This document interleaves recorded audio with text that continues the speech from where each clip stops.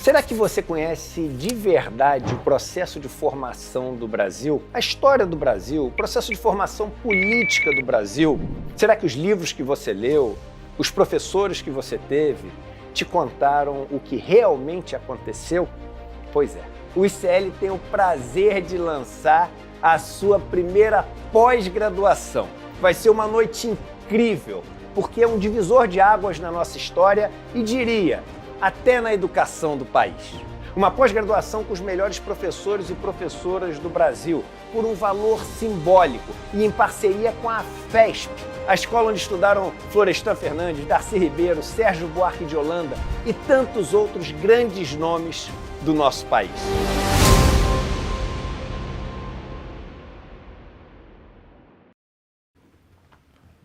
Muito bem, pessoal, segunda-feira, 2 de dezembro, 7h02 da manhã, estamos ao vivo, começando o Desperta esta semana. Muito obrigado para todo mundo que já está por aí. Aliás, hoje, o último dia, né, Jimmy, para inscrição na pós-graduação do ICL, que foi lançada na semana passada. Tivemos condições especiais aí, então se você quiser se inscrever, hoje, o último dia, para não pagar matrícula e levar para casa todos os brindes que a gente já se propôs a enviar no dia do lançamento. São vários livros aí, carteirinha de estudante, é pós-graduação real mesmo, né? A única coisa é que você tem que ter uma graduação, porque essa de fato é uma pós-graduação, dura mais ou menos aí 2 semestres, e você terá uma pós-graduação em História que falta muito na consciência dos nossos queridos brasileiros, né? A gente já falou muito sobre a pós-graduação aqui do ICL. Se você quiser mais informações, despertaicl.com.br, último dia para inscrição.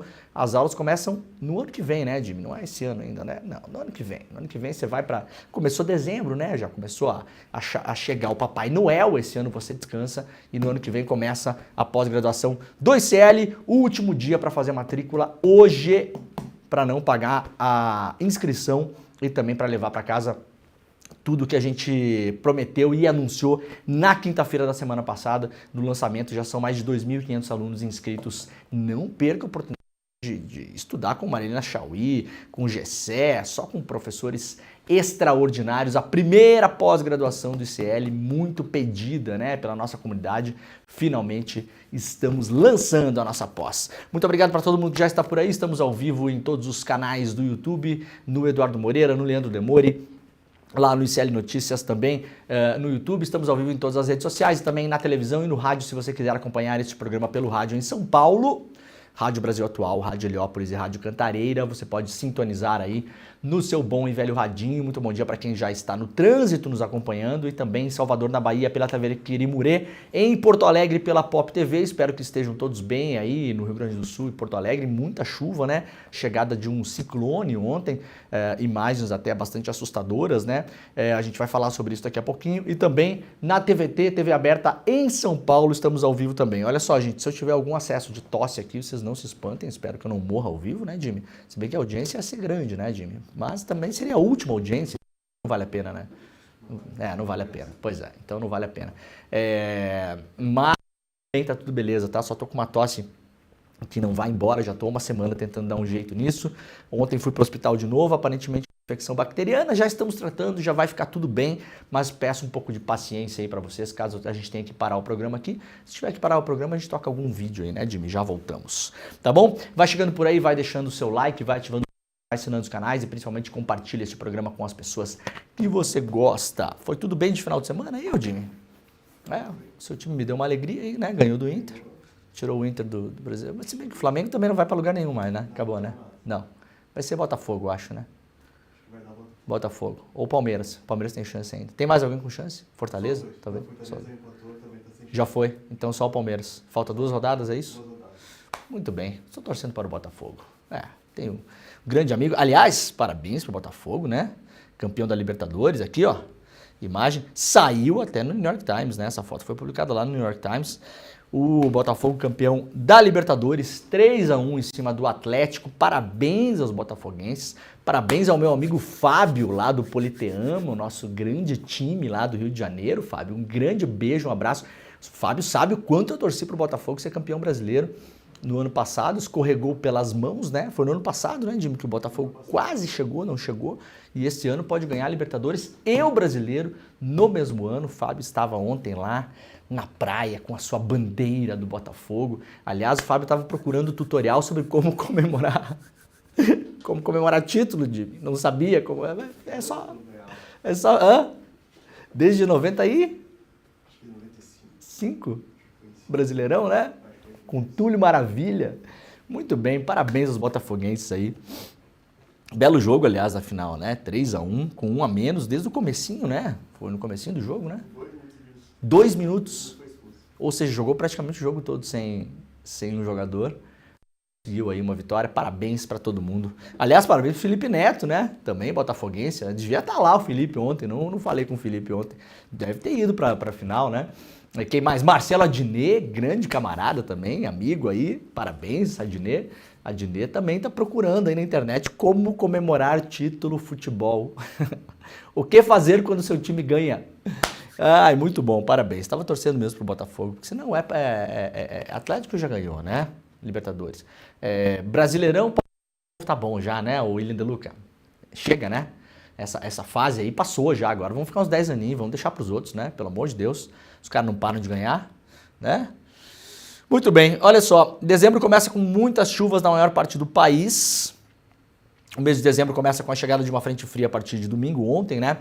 A frente fria virá combinado com um forte ciclone extratropical que já atingiu parte do Rio Grande do Sul e do Uruguai ontem, em Porto Alegre, com alguns vídeos bem assustadores, né? Agora qualquer chuva em Porto Alegre começa a alagar a cidade, né? Dezembro é um mês de aumento natural do calor no Brasil, pela proximidade do solstício de verão, que em 2024 ocorre às 6h21, horário de Brasília, do dia 21 de dezembro. A expectativa é de que 4 ou 5 frentes frias avancem do sul para o sudeste, passando rapidamente pela região sul, estacionando em trechos da costa sudeste. As frentes frias são as que provocam chuva. De forma geral, a condição do ar úmido e quente vai continuar predominando em dezembro, como já ocorreu. Além das frentes frias, a combinação básica de calor com ar úmido deve provocar a ocorrência de pancadas de chuva quase todas as tardes, que poderão ser de moderadas a forte intensidade.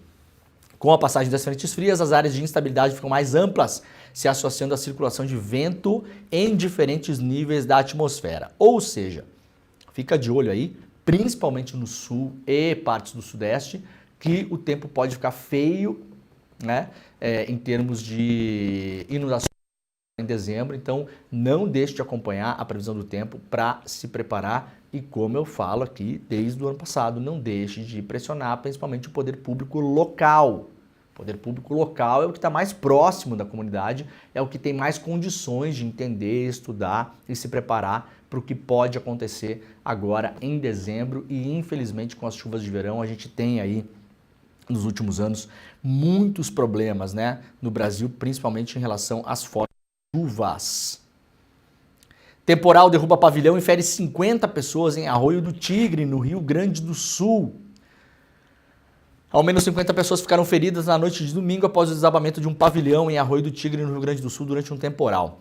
O terceiro dia do festival da Cuca, Linguiça e Chopp, que havia sido encerrado, mas parte do público ainda estava no parque de eventos Atílio Passa, parcialmente destruído pelo vendaval.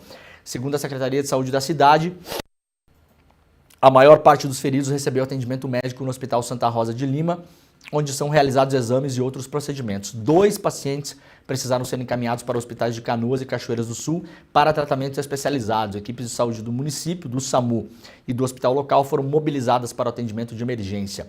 Vídeos que circulam nas redes sociais mostram a destruição do pavilhão e pessoas desesperadas procurando amigos e familiares. O prefeito Marciano Ravanello informou que não há feridos em estado grave.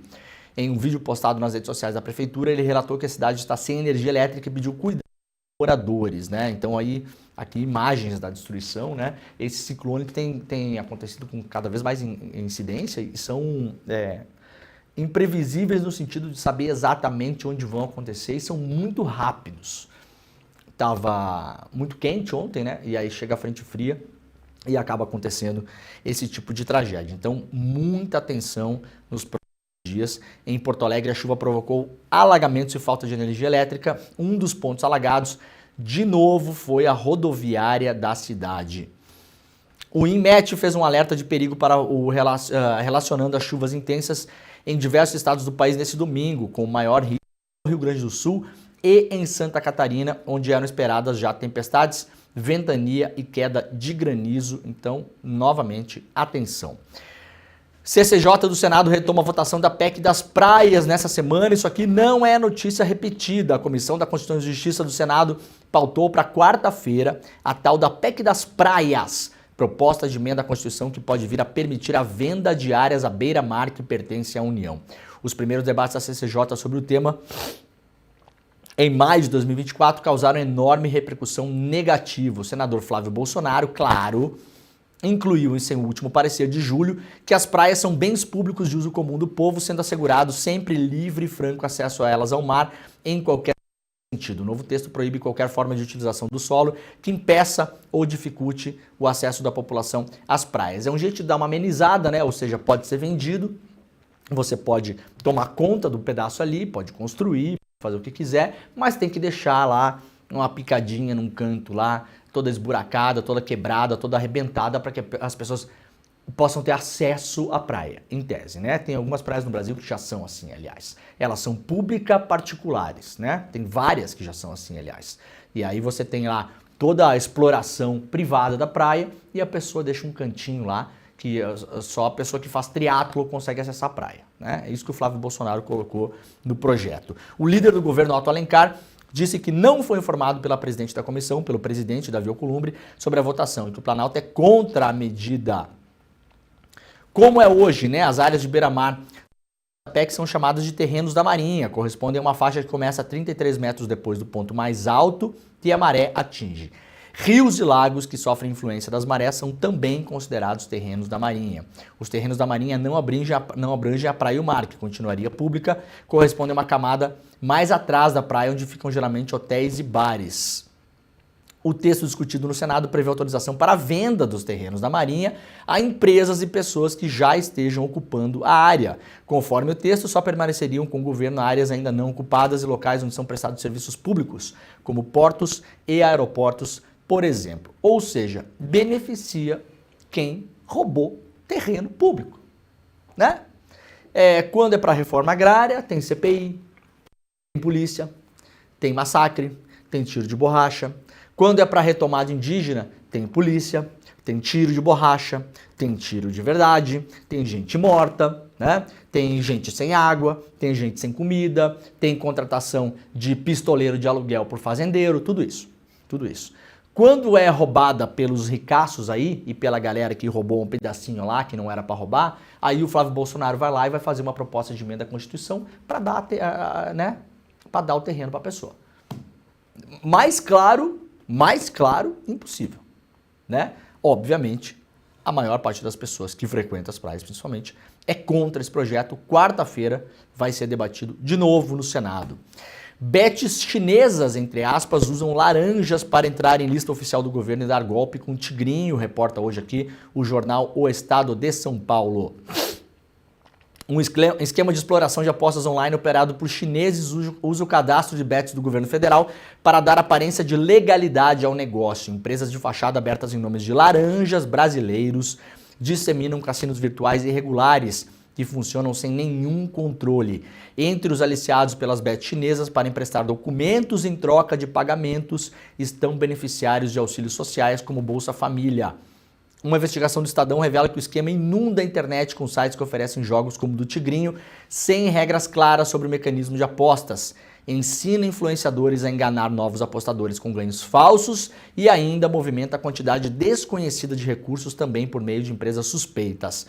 Procurado, o Ministério da Fazenda informou que as fraudes serão detectadas e que pode acionar o Ministério Público Federal. Para atrair apostadores, os sites exibem registros obtidos na Receita Federal e na Fazenda, mesmo antes de receber qualquer autorização do governo para o... Uma das bets irregulares encontrada em atividade dá destaque ao texto na capa do site, mantidos os erros de ortografia, né, mostrando lá que tem autorização para operar no Brasil. Pelas regras do governo, pedidos de licença apresentados até 20 de agosto seriam analisados até 31 de dezembro. E as empresas que se apresentassem até 17 de setembro poderiam continuar operando, ainda que o pedido não seja analisado este ano. Quem protocolou o requerimento após o 17 de setembro ou não apresentou nenhum requerimento, simplesmente não pode operar. O Ministério da Fazenda tem 5 meses para analisar as solicitações de novas casas de apostas protocoladas no seu sistema. A matéria completa está lá no Estadão, né? Claro que trata do que eles chamam de bets chinesas. Lembrar que a maior parte das empresas de jogos de azar do mundo está registrada em Malta. Então são bets europeias, né? Bets europeias. Se investigar, vai ter o maior número lá, tá? Isso aí é histórico já. Claro que tem Curaçao, tem outros vários lugares, né? Malta e Curaçao são os 2 principais paraísos fiscais de casas de aposta, isso muito antes dessa epidemia das bets no Brasil, muito assim, 10 anos atrás, 15 anos atrás, quando começou esse negócio, já são os 2 paraísos fiscais mais procurados, porque são os que mais facilitam o registro e lá você consegue esconder o nome dos verdadeiros proprietários, enfiar o dinheiro lá, que cai num buraco negro e sabe-se lá Deus para onde vai esse dinheiro, né? Bets europeias, não bets chinesas, tá? Claro que aqui é uma investigação apenas, mas se procurar, coisa por aí. Após 5 anos, famílias cobram justiça por massacre de Paraisópolis.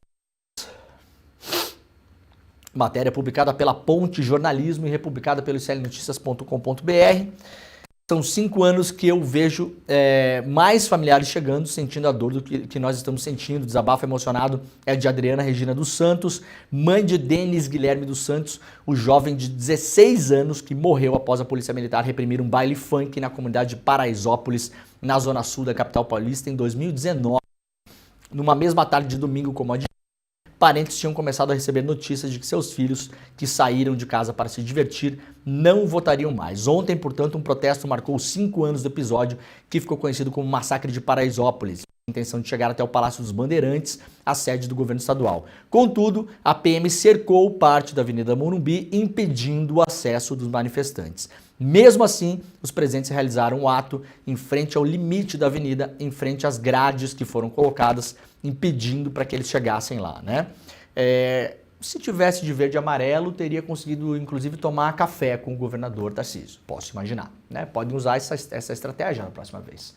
Verde e amarelo, ficar tirando foto com o PM, faz isso, gente. Camisa do Brasil, confecciona umas faixas pedindo artigo 142, SOS Forças Armadas, tira foto com a PM, daí eles deixam vocês entrarem até o quarto do governador, daí lá vocês tiram a camisa do Brasil e fazem o protesto. Acho que é o jeito de conseguir fazer protesto no Brasil hoje, esse é o único jeito, né? A matéria completa da Ponte Jornalismo também está publicada lá no iclnoticias.com.br. Muito bem, não fui eu tossindo, hein, gente? Deu problema no áudio aqui de novo, tá? Tudo bem aí? Tá chegando? Chegou, Jimmy? Beleza, então. Vamos lá para o golpe. Procuradoria-Geral da República prepara modelo controverso de denúncia conjunta em investigações contra Bolsonaro. O Procurador-Geral da República, Paulo Gonet, prepara uma denúncia conjunta ao STF contra o ex-presidente Jair Bolsonaro, de modo a reunir os casos da trama golpista, das joias sauditas e do cartão de vacinas. Os ouvidos pela Folha divergem sobre a viabilidade da estratégia da PGR. A Polícia Federal indiciou Bolsonaro por suspeita no envolvimento do plano golpista em 2022. A imputação criminal se soma a outras contra o ex-presidente capitão da reserva. Além da suspeita no caso da trama golpista, Bolsonaro também já foi indiciado pela PF em apuração sobre a venda de joias sauditas recebidas de presente pelo governo brasileiro e da falsificação de certificados de vacina da Covid. Bolsonaro, por enquanto, não é réu em nenhum dos casos, nem formalmente acusado. A PGR vai analisá-los e definir os próximos passos conforme os elementos colhidos nas investigações. O órgão pode oferecer denúncia, pedir arquivamento ou solicitar mais diligências. A PGR confirma já ter recebido o relatório da PF sobre a trama golpista. A lei estabelece um prazo de 15 dias para a manifestação, mas na prática esses prazos não existem, a gente já viu aí várias vezes, né? A instituição não perde o direito de oferecer denúncia caso não cumpra o prazo. O procurador-geral cogita apresentar uma acusação conjunta contra o ex-presidente, agregando os casos. A estratégia fica a critério do Ministério Público, dizem especialistas ouvidos pela Folha. Ao oferecer a acusação, a PGR deve observar se há prova de materialidade do crime e indícios de autoria, ou seja, elementos concretos que comprovem a existência de um delito e a evidência de que ele está relacionado a um autor. O conteúdo do relatório será analisado pelo Grupo Estratégico de Combate aos Atos Antidemocráticos do Ministério Público Federal. Segundo apurou a colunista Mônica Bergamo, da Folha de São Paulo, Gonê só deve apresentar uma denúncia contra o Bolsonaro no ano que vem. Ministros do STF, por sua vez, avaliam que o julgamento deve ocorrer no primeiro semestre do ano que vem para evitar o calendário eleitoral de 2025. Eu tenho colocado bastante em dúvida esses prazos aí, porque são muitos réus, né? A advogada criminalista Carolina Amorim, e aí a Folha ouve aqui vários advogados criminalistas, eu sempre acho que isso tem que ser visto com muita atenção, porque quando você tem uma tese jurídica, você pode escolher os advogados que você vai ouvir, já sabendo de antemão mais ou menos o que cada um vai dizer, tá? Então, vamos deixar o ponto aqui, porque um pode dizer A, outro pode dizer B. Isso aqui não é matemática, não é física nuclear. Isso aqui sempre vai ser passível de interpretação, sempre, né? A advogada criminalista Carolina Amorim, em processo penal, avalia que o correto seria o PGR oferecer 3 denúncias por serem investigações distintas. O argumento tem origem nas hipóteses do artigo 76 do Código de Processo Penal, que estabelece as situações que motivam a junção das acusações, como quando as provas de uma infração interferem nas de outra, ou quando as condutas forem praticadas pelas mesmas pessoas de forma conjunta, ao mesmo tempo e no mesmo lugar. De acordo com outro jurista ouvido pela Folha, Jacinto Coutinho, professor titular de Direito Processual da Universidade Federal do Paraná, não há impedimento legal para a união dos casos em uma mesma denúncia, embora seja um tanto arriscado pela complexidade do processo e por eventual dificuldade para a defesa. Coutinho sustenta que, apesar de haver remotamente uma conexão entre os casos, são situações diferentes e estruturas diferentes, de modo que o ideal seria fazer uma denúncia para cada uma delas. O risco que se tem de embaralhar muito e dar complexidade para o processo é se cometer algum vício. Em face de um vício, aconteceu o que aconteceu na Lava Jato, diz o professor, ou seja, anulação, né? Isso é um risco que a gente já vem alertando aqui. Esses processos aí, eles têm vários pontos de atenção que podem ser levantados lá na frente. Dificilmente com o clima atual e a composição do STF aconteça algum revés, no caso, por exemplo, de acontecer anulações, mas, como eu venho falando, o amanhã sempre chega, o futuro chegará. E aí a gente pode ter várias portas abertas nesse processo para anulações no futuro, tá? É o que eu quero? Não, justamente por isso que eu venho alertando, né? Justamente por isso é que eu venho alertando.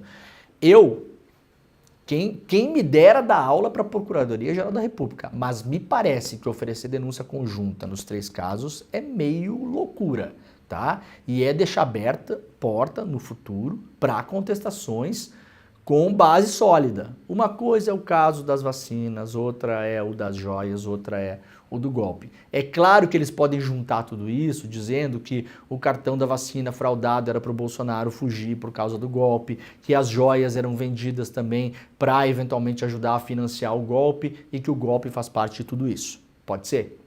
É uma tese arriscada, eu acho, tá? Aqui do meu desconhecimento quase total da história, me parece, por experiência de fazer cobertura e acompanhar esse tipo de caso, que isso aí no futuro pode dar ruim, tá? Pode gerar impunidade. Maurício Zanoide de Moraes, professor de processo penal da USP, por outro lado, considera haver mais lógica em se construir uma narrativa com começo, meio e fim, mesmo que dividida por grupos, do que fazer de maneira isolada. Segundo ele, a Procuradoria poderia oferecer uma denúncia conjunta se julgasse que faz sentido do ponto de vista de eficiência, de utilidade e de melhor apuração global das condutas. Bom, são esses 3 casos. Ainda a PGR vai ter que enfrentar um outro dilema aí no futuro próximo, que é fazer denúncia individualizando crimes e as condutas de cada pessoa denunciada ou colocando elas em grupos, né? A gente já viu acontecer das 2 maneiras em vários momentos da história do Brasil. Não tem certo e errado necessariamente, mas para aumentar as chances de defesa e dar plena condição da pessoa poder se defender, é sempre muito melhor você individualizar as denúncias, né? Então uma pessoa pode ser virar réu pelo crime A, B, C e a outra só pelo A e B, pelo C não, ou outra pelo D e essa aqui não. Então você, para cada pessoa falar, ó, você vai virar réu por isso, isso, isso, você por isso, isso, isso, tá? Então você individualizar. O que pode acontecer, eventualmente no caso da tentativa de golpe de Estado, é todos virarem réus pelos mesmos 3 crimes lá, pela lei das organizações criminosas, 359L e 359M, que é o que a Polícia Federal está pedindo, né, que são os crimes contra o Estado Democrático de Direito, e aí alguns deles terem ainda outros crimes que possam ter que se defender no futuro. Pode acontecer isso também, por enquanto não sabemos. O fato é que a PGR vai empurrar isso aqui para 2025, já pediu compartilhamento de outros casos. Nós entrevistamos aqui a Jandira Fegali e ela junto com o pessoal que fez a CPI do golpe, se reuniu com o Paulo Gonet na semana retrasada, uma semana antes, portanto, da grande operação da Polícia Federal. Foi lá fazer uma conversa com ele sobre os resultados da CPI do golpe, que foi uma CPI muito sólida, que trouxe os e-mails do Mauro Cid, lembram? Onde nós descobrimos várias coisas ali por conta da CPI. E, segundo a Jandira Fegali nos falou, aqui no ICL, o Paulo Gonet sequer tinha lido o relatório da CPI do golpe. E deixo vocês com essa informação. Pensem o que quiserem sobre isso, tá? Principalmente sobre prazo, se a PGR tal não está muito motivada para tocar esse caso adiante, e a gente vai ver aí no futuro próximo se vai pedir ou não vai pedir mais diligências, se vai andar ou se a coisa não vai andar. Por isso eu acho que essa expectativa de terminar esse negócio todo até o primeiro semestre do ano que vem, eu acho uma expectativa meio forçada. A ver como a coisa vai andar. STF marca julgamento da ação de Bolsonaro para tirar a trama golpista da relatoria de Alexandre de Moraes. O Supremo Tribunal Federal pautou para o dia 6 de dezembro o início do julgamento do recurso do Jair Bolsonaro, que visa tirar Alexandre de Moraes da relatoria do caso da trama golpista. Bolsonaro busca declarar o magistrado impedido de relatar, atuar e julgar o caso, devendo repassá-lo a outro relator no próprio STF. Segundo a defesa do Bolsonaro, o ministro reconheceu ser vítima dos episódios sob investigação, o que impediria ele de tomar decisões por estar envolvido no inquérito. A análise da ação ocorrerá em plenário virtual, ou seja, sem interação física entre os ministros, que depositam seus votos no sistema digital do Supremo. Um dos membros pode pedir vista, ou seja, mais tempo para análise, ou destaque, levando o caso ao plenário. O recurso já havia sido negado em fevereiro por decisão monocrática do presidente da Corte, o ministro Barroso. Os fatos narrados na petição inicial não caracterizam, disse o Barroso na época, minimamente as situações legais que impossibilitam o exercício da jurisdição pela autoridade arguida, escreveu Barroso. Segundo o presidente do STF, não houve clara demonstração por parte da defesa do Bolsonaro de que qualquer das causas justificadoras de impedimento previstas taxativamente na legislação de regência, ou seja, manteve o Barroso, o Alexandre de Moraes à frente dos casos. A tendência da Corte é manter o entendimento e convalidar a relatoria de Moraes no caso. A PGR concordou com o entendimento do Barroso em manifestação datada de 11 de março. Afirmou que a defesa de Bolsonaro não apresentou argumentos para comprovar a tese de que Moraes estaria envolvido no inquérito. Argumentou que a ação não possui uma vítima individualizada, já que o ataque seria às instituições como o Poder Judiciário e o sistema eleitoral, desacreditando-o. Ou seja, esse julgamento agora não vai ser só uma decisão do Barroso, né? Vai ter mais ministros aí depositando seus votos. Tem um fato novo, que é esse fato novo, que eu não sei se vai conseguir entrar a tempo, aí a gente pode ouvir aí ao longo da semana juristas para tentar entender, que seria essa ameaça, né, de emboscada ao Alexandre de Moraes, que está descrita lá no relatório, no inquérito da PF. Isso lá em fevereiro não estava posto, agora está posto, o que na tese da defesa do Bolsonaro coloca o Alexandre de Moraes mais evidentemente como vítima dessa situação. A grande questão é que a Polícia Federal não pediu nenhum indiciamento por tentativa de sequestro ou assassinato, por exemplo, contra o Alexandre de Moraes. Então, na prática, se o entendimento da PGR for oferecer denúncia só em relação aos crimes contra o Estado Democrático de Direito, repetindo, 359L e 359M, o Alexandre de Moraes não entra como vítima. Tá bom? Tá entendido? Então, se não está nos autos, não existe, né? A ver como vai ser esse entendimento a partir de agora, não parece haver nenhum tipo de mudança estrutural no STF que vá fazer com que o Alexandre de Moraes saia desse caso.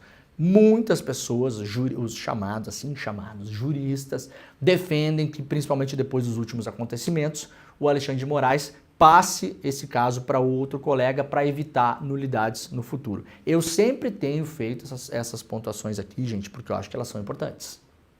Tá? Não porque eu quero nada diferente do que os verdadeiros culpados sejam condenados e que esses casos não sejam depois derrubados e revertidos por vícios de origem ou outros problemas ao longo do devido processo legal. Por isso que eu venho insistindo nisso aqui. Eu não vou forçar a mão, dizer que é isso, que é aquilo, que não sei o quê, porque eu não sou jurista. Eu escuto as pessoas, eu leio, eu entendo, tenho uma certa experiência nesses casos, faço muitos paralelos com a Lava Jato para tentar entender se os paralelos cabem ou não. Em alguns casos me parece que cabem, em outros casos parece que não cabem. Eu acho que não são casos iguais, tá? Mas eu me preocupo. Já falei várias vezes aqui. Eu sei que muita gente no chat não gosta que eu fale isso. Eu me preocupo. Eu gostaria que não houvesse nenhuma dúvida em relação ao devido processo legal, porque depois essas coisas lá na frente caem, são anuladas, e isso causa um mal-estar nas pessoas imenso, principalmente as pessoas que querem ver várias dessas pessoas condenadas, e isso acaba levando as pessoas para um lugar de que não adianta fazer nada, de que não adianta falar sobre isso, de que é inútil lutar contra o sistema, que não sei o que alimenta a antipolítica. E quando a antipolítica cresce, a gente já viu o que acontece nesse país e em outros países. A minha preocupação é só essa, tá? É justamente por querer ver as pessoas responsáveis por esses atos todos punidas, é que eu levanto essas questões aqui. E eu acho importante que a gente as levante, tá bom? Porque, como eu falei, o amanhã chega, depois de amanhã chega, os ventos mudam e a coisa pode ir por água abaixo, né?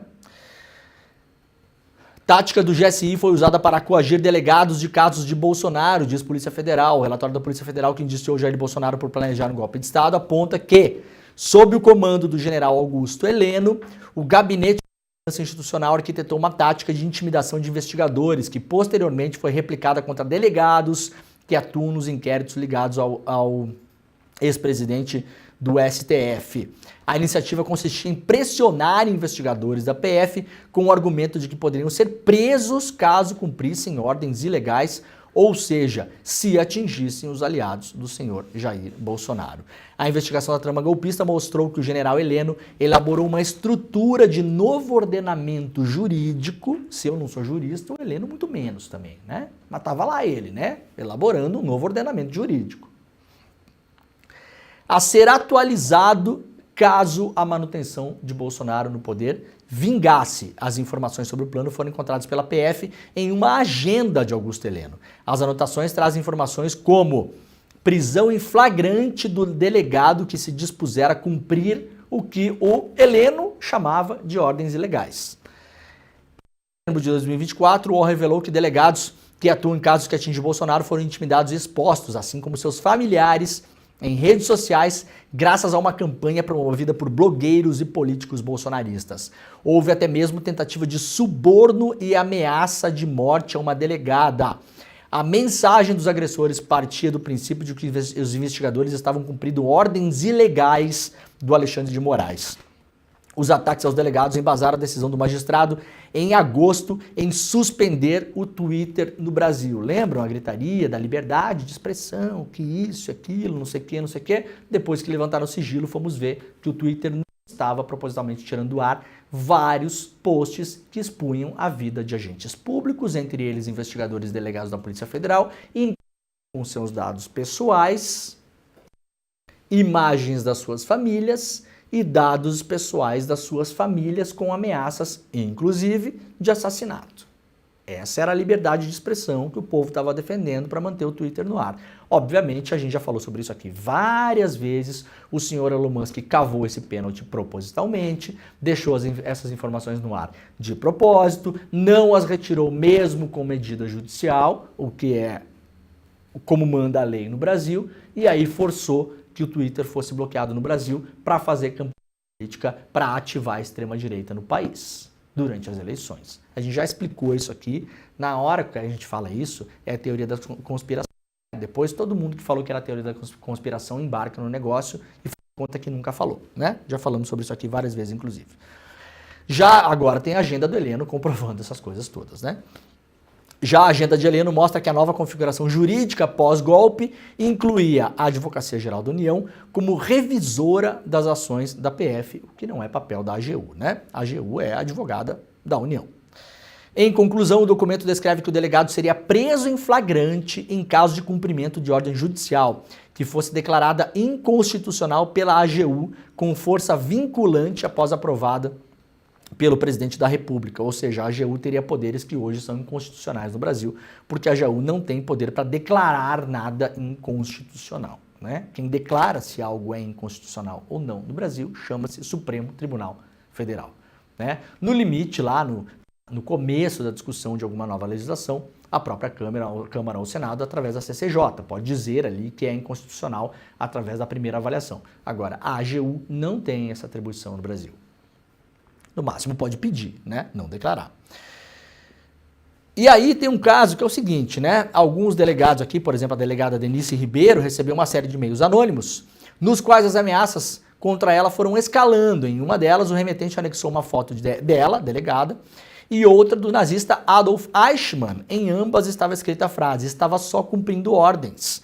Ou seja, comparou a delegada a um dos monstros aí do nazismo.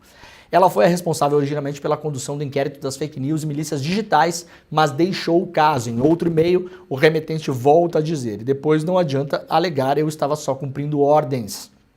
Na mesma investigação, a PF aponta que o senador Marcos Duval replicou esse tipo de mensagem em junho deste ano, após se reunir com o blogueiro bolsonarista Alan dos Santos, que está foragido nos Estados Unidos. E aí tem um caso aqui que é o seguinte: em outra postagem, eles responsabilizam nominalmente Fábio Schor, que atua nas investigações, que é delegado, né? E chamam o delegado de executor de ordens ilegais de Alexandre de Moraes. Segundo o senador, os delegados estariam sujeitos à condenação por 22 anos de prisão em regime fechado. O caso é mencionado no relatório do golpe, mas o senador não está entre os indiciados da Polícia Federal. E aí tem o caso que eu queria só puxar antes aqui, que é isso aqui, ó, do Marcel Van Hatten, né? Marcel Van Hatten, deputado pelo Rio Grande do Sul, chegou a levar para a tribuna da Câmara dos Deputados acusações contra os delegados, entre ele o delegado Fábio Schor, mostrou a foto do delegado para expor ainda mais a imagem do delegado, eventualmente, né, Marcel Van Hatten, para que ele receba algum tipo de homenagem da população na rua. Será que foi por isso que o senhor Van Hatten fez esse tipo de ação lá na Câmara? E aí a imunidade parlamentar tende a proteger o Van Hatten da condenação e indiciamento da PF. Apesar de haver elementos que podem configurar crimes contra a honra, a imunidade parlamentar do deputado federal Marcel Van Hatten tende a protegê-lo de ser condenado judicialmente em processo envolvendo discursos no plenário da Câmara contra o delegado da PF, Fábio Schor. Especialistas ouvidos pela Folha, entretanto, dizem que o Superior Tribunal Federal e o STF já se posicionaram sobre restrições da garantia constitucional que ele tem de imunidade parlamentar, que obviamente não é absoluta. Dizem também não enxergar abuso de autoridade da PF com indiciamento. O Marcel Van Hatten, portanto, está aqui. Eu não quero mostrar a foto para não expor mais ainda o delegado, né? Chamou o Fábio Schor, o delegado da PF, na tribuna, de abusador de autoridade e covarde. Disse que o delegado fez vários relatórios fraudulentos, né? O que levou à prisão de pessoas inocentes. Portanto, e chamou também o Fábio Schor de bandido. Isso tudo na tribuna da Câmara dos Deputados, mostrando a foto do delegado. Nada disso é protegido pela imunidade parlamentar. A imunidade parlamentar protege o parlamentar em função do cargo. Isso aqui não é em função do cargo. Você chamar um delegado de bandido, você não está trabalhando em função do cargo, a não ser que você tenha sido eleito para isso. Né, Van Hatten? Né? Van Hatten. Hein? E crimes contra a honra no mais das vezes, também não são protegidos pela imunidade parlamentar. Já há jurisprudência em relação a isso. E aí, é muito engraçado que o Arthur Lira, que não falou absolutamente nada em relação ao inquérito do golpe, nada, Arthur Lira está calado. Presidente da Câmara, calado em relação ao golpe, teve um ataque de pelanca para proteger o Marcel Van Hatten. Né? Lira sai em defesa de deputados indiciados pela PF e ameaça processar por abuso de autoridade. O Lira disse na quarta-feira da semana passada que a Câmara irá aos últimos limites para que responda por abuso de autoridade quem infringir a capacidade dos parlamentares. A declaração foi dada em defesa do Marcel Van Hatten e do cabo Gilberto Silva, indiciados pela PF por no plenário da Câmara. Não é para agredir e nem para enfrentar ninguém, disse o Lira. Agora, a Câmara, na sua procuradoria, na sua advocacia, vai chegar aos últimos limites para que respondam por abuso de autoridade quem infringir a capacidade dos parlamentares nessa casa, seja eles quais forem. Deputado Van Hatten e Gilberto Silva não são merecedores de inquéritos, avaliou o Lira, dos indiciamentos feitos a esses deputados. É com grande preocupação que observamos recentes investidas da Polícia Federal para investigar parlamentares por discursos proferidos na tribuna. Lembrando, esses discursos não são protegidos pela imunidade parlamentar. São crimes contra a honra, não está em função do mandato. Ou alguém acredita que a função do mandato de um parlamentar é chamar delegado da Polícia Federal de bandido. É função do mandato da polícia, de um parlamentar, um deputado, chamar um delegado de bandido, senhora Arthur Lira? Hein? Pergunta honesta. O senhor que não falou um A do inquérito sobre a tentativa de golpe de Estado. Nem para bem, nem para mal. Nem para dar uma declaração genérica. Nem para dar declaração genérica. Não falou nada. Saiu correndo para defender o Van Hatten nesse caso. Aliás, não só ele, se eu não me engano, até a FEComércio do Rio Grande do Sul fez post para defender o Van Hatten. Hein? A FEComércio do Rio Grande do Sul acha que um deputado pode ir para a bancada chamar um delegado de bandido? Acusar o cara de ter feito ter feito fraude processual em inquérito? É isso? Com um monte de palminha de gente embaixo nos comentários lá no Instagram? É para isso que serve FEComércio? Eu não sabia, não. Não sabia. É? Tem histórico essa entidade de defender outros parlamentares em relação à liberdade de expressão? Tem histórico? Não lembro. Vai defender o Glauber, por exemplo? Que está com ameaça de ser caçado em relação ao Lira? Só os parlamentares que tem no bolso. Abram o olho aí, hein? Vocês abram o olho. Tudo bem aí, Jimmy? Tá bom. A gente tá com problemas de áudio aí, a gente vai ter que dar uma resolvida, mas por enquanto estamos aí. General Heleno puxando nossos cabos, né? Só para constar aqui, né? Silêncio da direita sobre trama golpista remete a alerta para retrocessos democráticos. Isso é a capa da Folha agora, que ouviu, é um artigo de opinião, de análise, né? Que ouviu vários analistas e cientistas políticos mostrando que mesmo a direita considerada moderada, parte dela está em silêncio sobre tudo que aconteceu no Brasil. Entre os que estão em silêncio, quem está em silêncio? Né? Quem está em silêncio? Arthur Lira.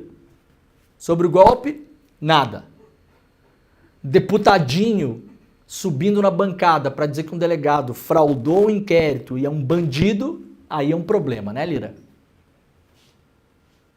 Talvez é a lei da atração, né? Quer aquele negócio de coach lá, Lira? Isso aí é a lei da atração, né, Lira? É atraído pelas coisas que lhe atraem, se é que o senhor me entende, né? Lira é um dos que ficou em silêncio.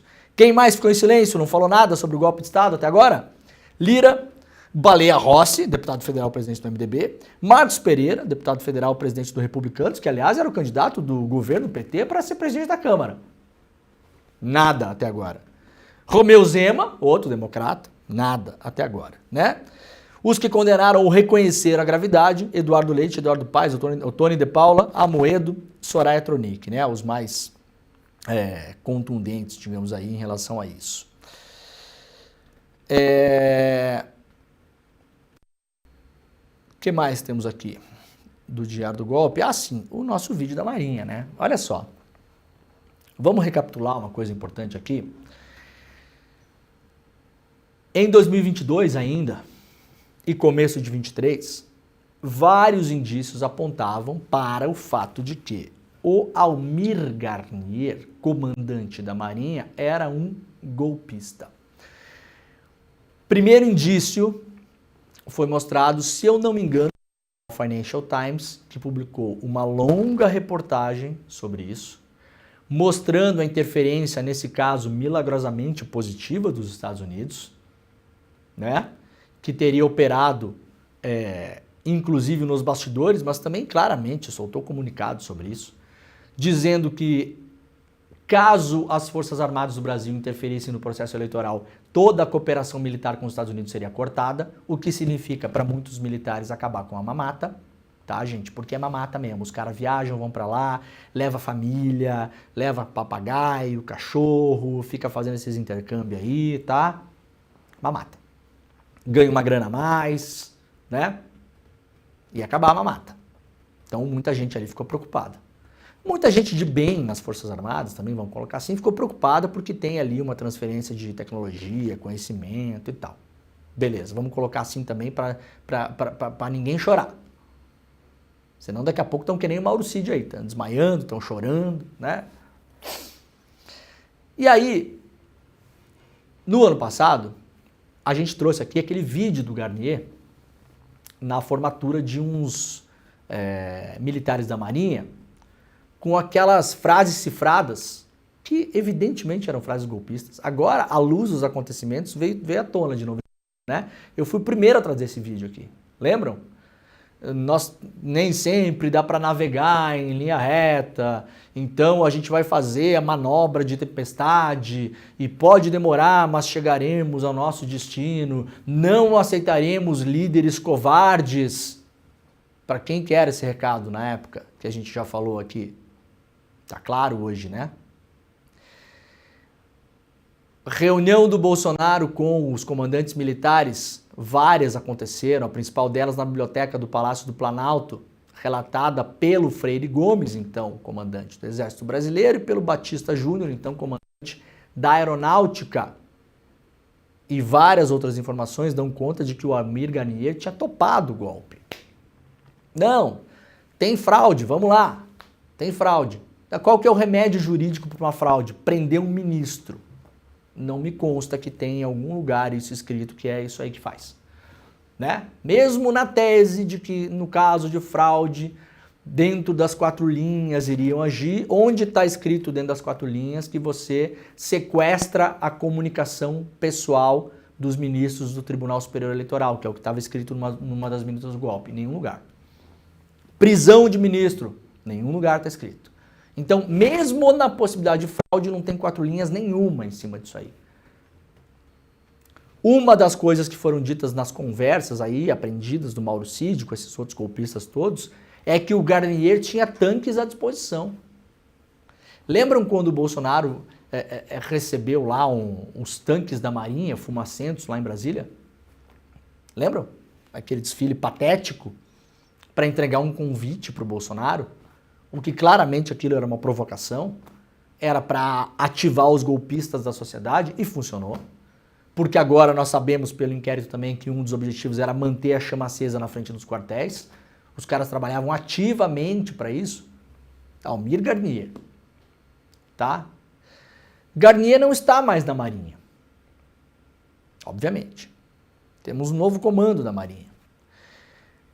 Nem Marinha, nem Exército, nem Aeronáutica até agora, Forças Armadas, Defesa e tal, não vi nenhuma carta de desculpa à sociedade civil brasileira. O que deveriam ter feito prontamente. Ao invés disso, não. Inclusive por parte do governo, através do ministro José Múcio, da Defesa, aquilo era uma insanidade de alguns CPFs. CPFs que pegava tenente-coronel, coronel, general, candidato à vice-presidência, ex-ministro, comandante da Marinha, veja só, uns CPFs, né? Apenas uns CPFs, uns meros CPFs que estavam em posto de comando, por acaso. Né? Então, não só não fizeram nenhum pedido de desculpas, como nesse final de semana, a Marinha... Olha, eu não sei se vocês são gênios ou se vocês são malucos, tá? Não sei mesmo, fico na dúvida. A Marinha publicou um vídeo esse final de semana.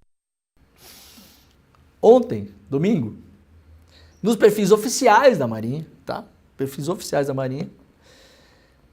Eu quero primeiro botar o vídeo aqui, Jimmy, porque assim, na semana passada teve o plano aí para ir para cima de algumas coisas dos militares aí, aposentadorias, aquele negócio quando o cara é expulso das Forças Armadas por ter feito alguma zerda, né? Por exemplo, cometido um crime, o cara continua recebendo salário, pensão para a família, não sei o quê.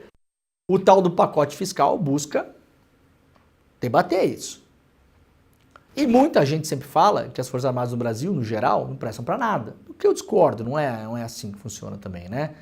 Proteção de fronteira, Amazônia, enfim, tem um monte de coisa que as Forças Armadas são úteis, deveriam ser mais focadas nisso, inclusive, ao invés de matar civis brasileiros, que é o que tem feito ao longo do século.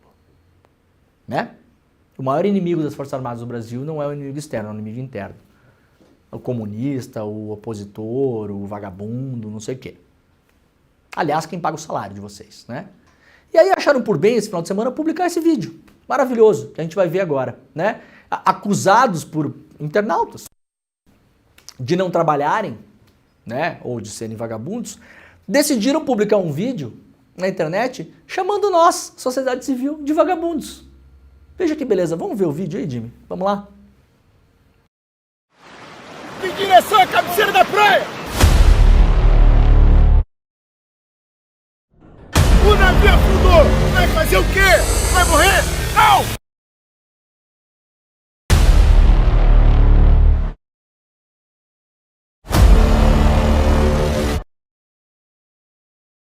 Vocês verão se acostumar com uma vida de sacrifício.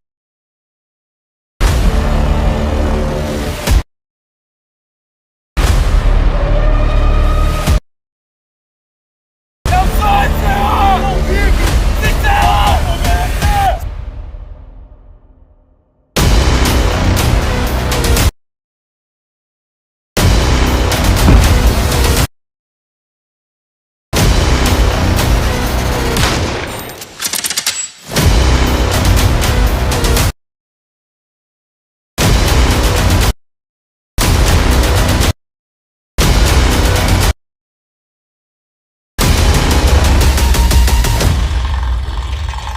Privilégio? Vem pra Marinha! 13 de dezembro, Dia do Marinheiro. Olha, parabéns, viu? Parabéns, porque geralmente uma ideia idiota, ela pode ser derrubada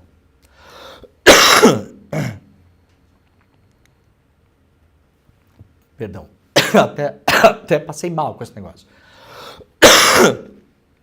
Por pessoas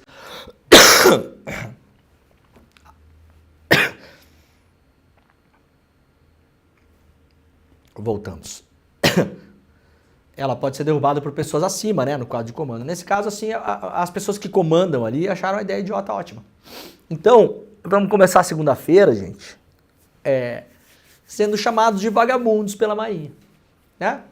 Enquanto a gente vai mergulhar, vai surfar, curtir a praia, ver um futebol, a Marinha tá 24 horas por dia fazendo isso que eles mostraram no vídeo, né? Porque com certeza os oficiais da Marinha não surfam, não vão no jogo da seleção, não vão pra praia. Aliás, tem praia particular na Marinha. Locais cujos oficiais desfrutam de lugares paradisíacos, onde a gente não pode pisar, inclusive. Né? Então, assim, a gente está pagando por esse negócio, inclusive.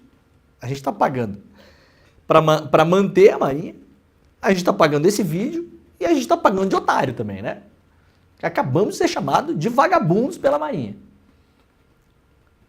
Esse tipo de situação entra no caldo cultural todo para alimentar o que a gente viu no Brasil.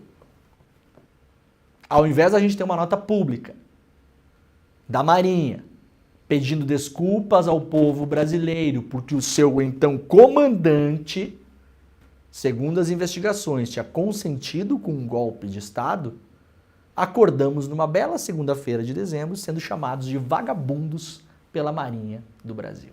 Parabéns ao atual comando da Marinha, viu? Parabéns. Parabéns ao Ministério da Defesa também. Parabéns. Do governo Lula. Do governo Lula. Eu espero que alguém se posicione sobre essa porcaria desse vídeo e tire essa estupidez do ar e peça desculpas pra gente que tá pagando essa conta. Né? Tá bom? Porque eu tô aqui, ó, às 7 horas da manhã trabalhando, eu não tô surfando. E se tivesse também, problema meu. Vocês não têm absolutamente nada a ver com isso. Tá? Muita gente boa na Marinha? Muito mamateiro na Marinha? Sim. Tem mais mamata que a população civil? Tem. Tá ruim na Marinha? Vai fritar hambúrguer no McDonald's. Né? Alguém obrigou você a ir pra aí? Ficar na fragata aí enfrentando onda? Ninguém. Foi por quê? Porque quis. Tá bom? Aí muito difícil ser da Marinha. Vai entregar iFood de bicicleta. Tá? Quem teve essa ideia é um idiota e quem aprovou é mais idiota ainda. Porque é um idiota bem remunerado, inclusive. É um negócio inacreditável, né?